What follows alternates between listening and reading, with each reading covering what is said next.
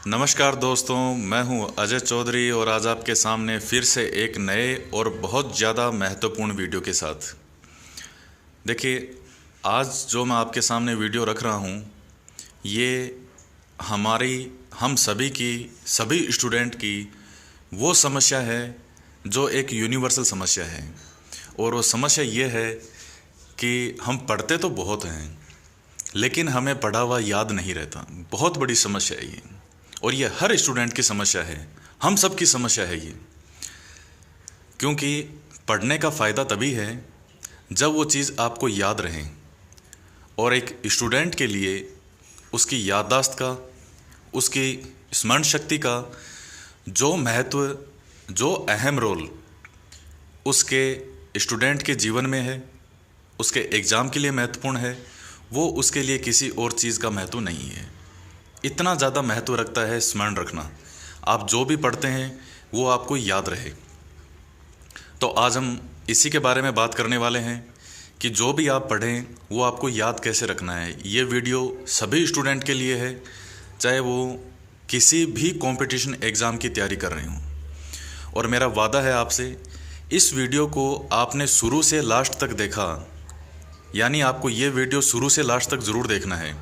और अगर आपने इस वीडियो को लास्ट तक देखा और फिर इन चीज़ों को फॉलो किया, तो आप चीज़ों को भूलना भूल जाएंगे। आप ये कहेंगे कि हम पढ़ रहे हैं लेकिन हम इसको भूल क्यों नहीं रहे हैं। एग्ज़ाम हो गए, सिलेक्शन हो गया, लेकिन अभी भी हमें वो चीज़ें याद हैं। तो प्लीज़ इस वीडियो को शुरू से लास्ट तक ज़रूर देखें। और इसके साथ ही अगर आपने चैनल को सब्सक्राइब नहीं किया है तो सब्सक्राइब ज़रूर करें। हर वीडियो के, हमारे चैनल के हर वीडियो के नीचे सब्सक्राइब का एक लाल कलर का बटन होता है, तो उस पर क्लिक ज़रूर करें। और उसके पास में एक बेल लगी हुई है, उस बेल पर अगर क्लिक कर देंगे तो हर वीडियो की नोटिफिकेशन आपको मिलती रहेगी, ताकि हम जो ही वीडियो अपलोड करें और उसकी हाथों हाथ जानकारी आपको मिल गई। तो मित्रों, हम बात करते हैं कि हम जो भी पढ़ते हैं हमें वो याद क्यों नहीं रहता है। तो इस वीडियो में मैं आपको दो चीज़ें बताऊँगा। एक तो वो कि हम जो पढ़ते हैं हमें याद क्यों नहीं रहता, और दूसरा उसको याद कैसे करना है। पहला तो कारण, और दूसरा उस कारण का उपाय। देखिए, हम सबसे पहली बात करते हैं इंटरेस्ट की। हम जो भी पढ़ते हैं क्या उसमें हमारा इंटरेस्ट है? चाहे आप हिस्ट्री पढ़ रहे हो, चाहे फिजिक्स हो, चाहे जियोग्राफी हो, आप कुछ भी पढ़ रहे हो, तो क्या आप जो पढ़ने जा रहे हैं क्या उसके अंदर आपका इंटरेस्ट है? क्या आप उस चीज़ को मन से पढ़ रहे हैं आप? अगर जवाब है नहीं, तो निश्चित रूप से सबसे बड़ा कारण जो है कि हमें याद नहीं होता, उसका कारण यही है क्योंकि हम किसी चीज़ को रुचि के साथ में नहीं पढ़ते हैं। जब तक हम उस विषय के लिए हमारे मन में इंटरेस्ट पैदा नहीं करेंगे, हमें वो चीज़ कभी याद नहीं होगी। जैसे मान लीजिए आप फिल्म देख के आते हैं, अभी बाहुबली 2 फिल्म चल रही है भारत में, सबसे तेज़ गति से सबसे ज़्यादा जो कमाने वाली फिल्म। आप जब फिल्म देख के आते हैं, 3 घंटे की मूवी है, और आपसे बाहर आने के बाद में मैं आपसे उस मूवी का कोई सा भी अगर दृश्य पूछूं, कोई सा भी सीन पूछूं, आप बिल्कुल बता देंगे कि हाँ जी सर, यहाँ ये चीज़ थी और ये सीन ऐसे था। बिल्कुल बता देंगे आप। क्यों? क्योंकि आपने 3 महीने तक आपके मन में जिज्ञासा हो रही थी, इतने 2 साल तक कि बाहुबली 2 आएगी, हमें फ़िल्म देखनी है, फ़िल्म देखनी है, फ़िल्म देखनी है। और आपने इतने इंटरेस्ट के साथ वो फिल्म देखी। किसके साथ? इसी इंटरेस्ट के साथ। इसलिए आपको उस फिल्म का एक एक सीन याद है। और वही पढ़ने के लिए अगर हमें 1 घंटे बैठा दिया जाए कि 1 घंटे पढ़ने के लिए बैठ जाओ, हमें वो चीज़ याद नहीं रहती। तो सबसे पहला हमें अपने अंदर इंटरेस्ट पैदा करना है। आप क्यों पढ़ते हैं? कोई कहेगा मैं सिर्फ यूं ही पढ़ता हूं, कोई कहेगा मेरे एग्ज़ाम है उसके लिए पढ़ रहा हूं, कोई कहता है कि नौकरी लग जाए, कोई कहेगा मेरे बोर्ड के एग्ज़ाम है। हमारे पीछे पढ़ने की कोई ना कोई वजह होती है। इंसान मजबूरी में ही पढ़ता है ज़्यादातर जो पढ़ता है कि भाई हमारी मजबूरी है, हम पढ़ेंगे नहीं तो हमारा काम नहीं चलेगा। उस चीज़ को अपने दिलो दिमाग से हटाना है। यूँ सोच के ही पढ़िए कि अगर हम पढ़ेंगे तो हमारा ज्ञान बढ़ेगा, इससे हमारा ज्ञान बढ़ेगा, हमारा जो नॉलेज है उसमें नॉलेज में इम्प्रूवमेंट होगा, और हमारे जो सोचने की क्षमता है वो बढ़ेगी, चीज़ों को समझने की क्षमता है वो बढ़ेगी। चाहे कुछ फ़ायदा हो ना हो, हमें सिर्फ पढ़ना है और अपने आनंद के लिए पढ़ना है। हम पढ़ेंगे इस चीज़ को, आज हम जैसे मान लीजिए हिस्ट्री पढ़ेंगे तो इसको पढ़ने से हमें आनंद आएगा। इस तरह से सोच के अगर आप पढ़ेंगे तो निश्चित रूप से उसका रिजल्ट आपको आपके एग्ज़ाम में मिलेगा। उसके बाद हम सेकंड पॉइंट की बात करते हैं और वो है फोकस। आप जो भी पढ़ते हैं क्या वो आप ध्यान से पढ़ रहे हैं? आप पढ़ने के लिए बैठे तो हैं, लेकिन आपका जो मन है वो वहाँ है ही नहीं। आपका मन उस रूम से, जहाँ जिस रूम में आप पढ़ रहे हैं उस रूम से कोसों दूर है आपका मन।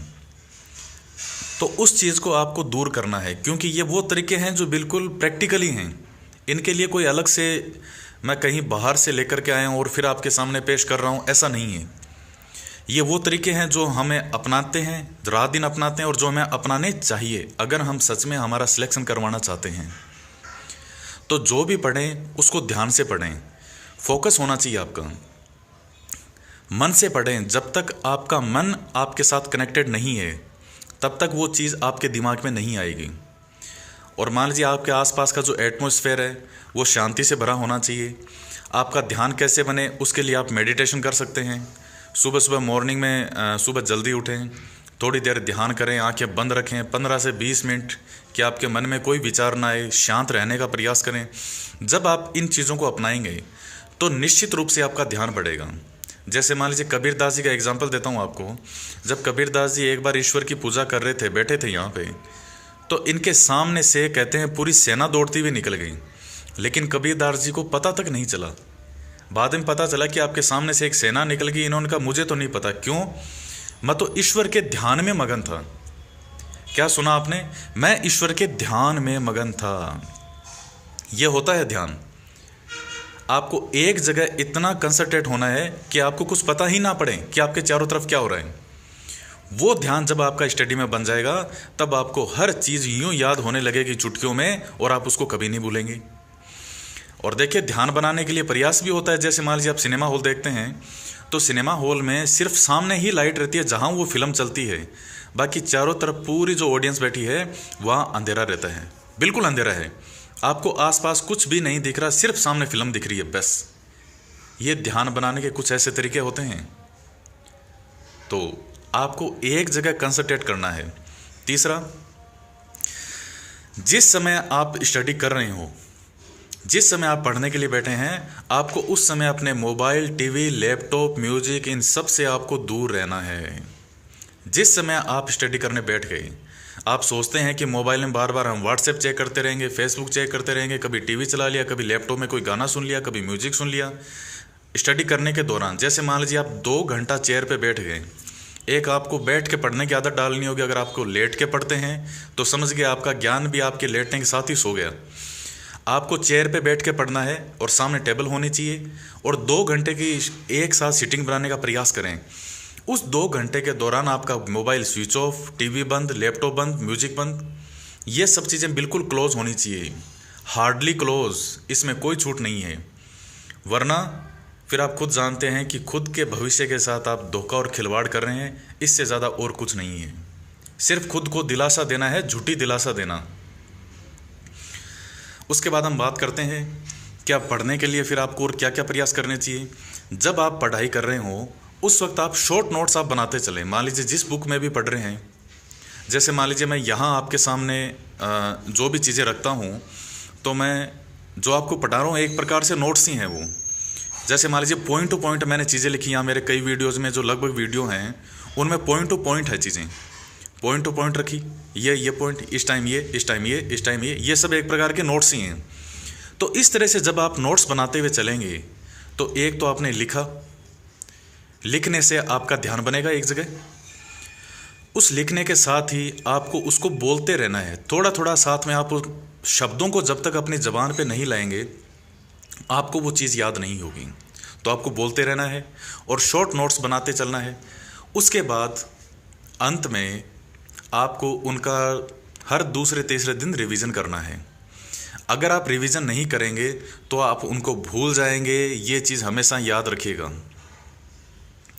ये बिल्कुल नॉर्मल फैक्ट है। अगर आप चीज़ों को दोहराव नहीं करेंगे तो आप उनको भूल जाएंगे। आप, मैं, चाहे इस दुनिया का कोई भी आदमी हो, अगर वो चीज़ों का दोहराव नहीं करेगा वो उसको 100% भूलेगा, चाहे वो कोई भी हो। और इसका एग्जाम्पल देखिए, एक जो रस्सी होती है वो भी कुएं से जब हम पानी निकालते हैं, जो पत्थर होता है उस पत्थर पर भी निशान कर देती है एक रस्सी। क्यों? सिर्फ दोहराव की वजह से, सिर्फ दोहराव की वजह से। तो इतना बड़ा फ़र्क है, इतना बड़ा महत्व रखता है रिवीजन करना। वरना अगर बुद्धि में आपने एक बार पढ़ के उसको छोड़ दिया तो जंग लगने में टाइम नहीं लग जाता। लोहा जब एक जगह रखा रहता है तो उसमें जंग लग जाता है, और निरंतर अगर वो यूज़ होता है तो उसकी धार उतनी ही तेज रहती है। तो यही है आपकी बुद्धि।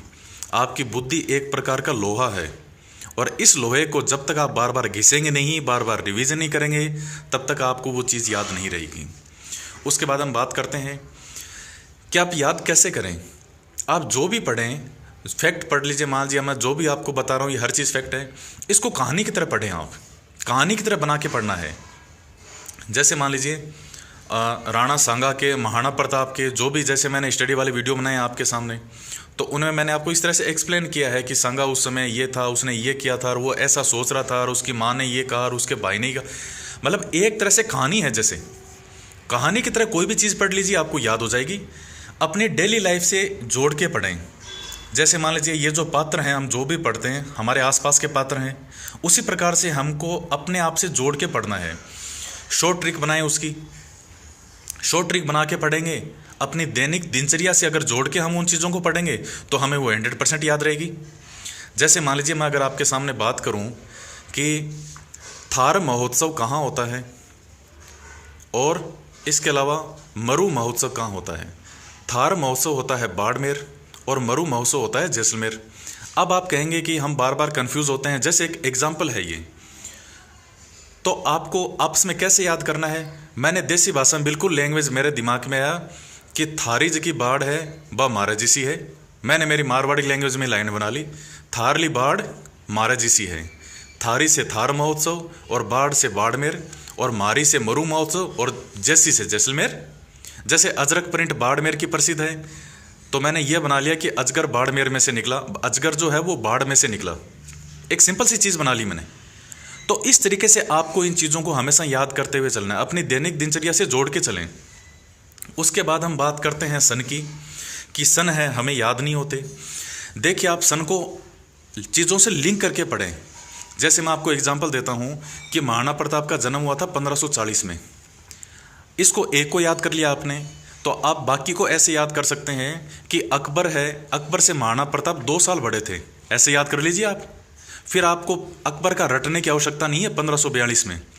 मैंने ये आपको जैसे याद कर लिया कि जो महाराणा प्रताप है वो मान सिंह से 10 साल बड़े थे। अब आप ये कभी नहीं भूलेंगे, 10 साल बड़े थे और 10 साल छोटा था मान सिंह, यानी मान सिंह का जन्म हुआ था 1550 में। अकबर जो बीकानेर के राय सिंह हैं वो महाराणा प्रताप से 1 साल छोटे थे, यानी प्रताप 1 साल से बड़े थे उनसे।